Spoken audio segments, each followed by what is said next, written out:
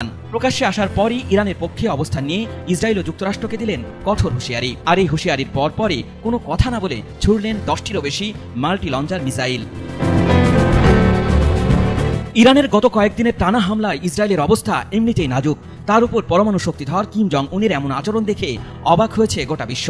তবে কি যুদ্ধের মোড় নতুন দিকে গড়াচ্ছে? এদিকে যুক্তরাষ্ট্র ইসরায়েলকে ইরানের হামলার অনুমোদন দিয়েছে। সরাসরি যুদ্ধে না জড়ালেও পিছন থেকে মূল কলকাঠি নাড়ছে ডোনাল্ড ট্রাম্প। আর এই ট্রাম্পকেই কি হুঁশিয়ারি দেওয়ার জন্য মিসাইল ছুড়লেন কিম জং উন?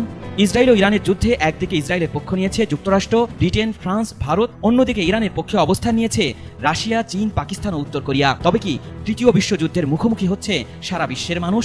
আর মিসাইল ছুড়ে সেই অবস্থানই কি জানান দিলেন কিম জং উন?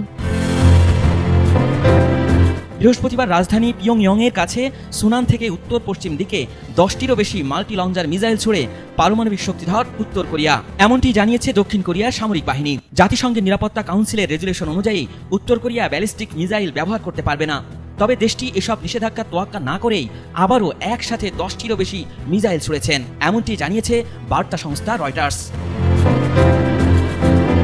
এদিকে সরকারি এক ভাষণে ইসরায়েল ও ইরান ইস্যুতে উত্তর কোরিয়ার প্রেসিডেন্ট কিম জং উন বলেছেন, এই যুদ্ধে ইরান একা নয়। উত্তর কোরিয়ার সেনাবাহিনীকে যুদ্ধ প্রস্তুতির সর্বোচ্চ স্তরে নিয়ে আসা হয়েছে। আমরা কঠিন সময়ে আমাদের মিত্রদেরকে ত্যাগ করি না, আমরা ইরানকে সম্পূর্ণরূপে সমর্থন করি। মার্কিন যুক্তরাষ্ট্রের সামরিক আগ্রাসন এবং চাপ নীতি আমাদের জানা। আমরা আমাদের বন্ধুদের পাশে দাঁড়িয়ে আছি। আর কিমের এমন কথার পরই অনেক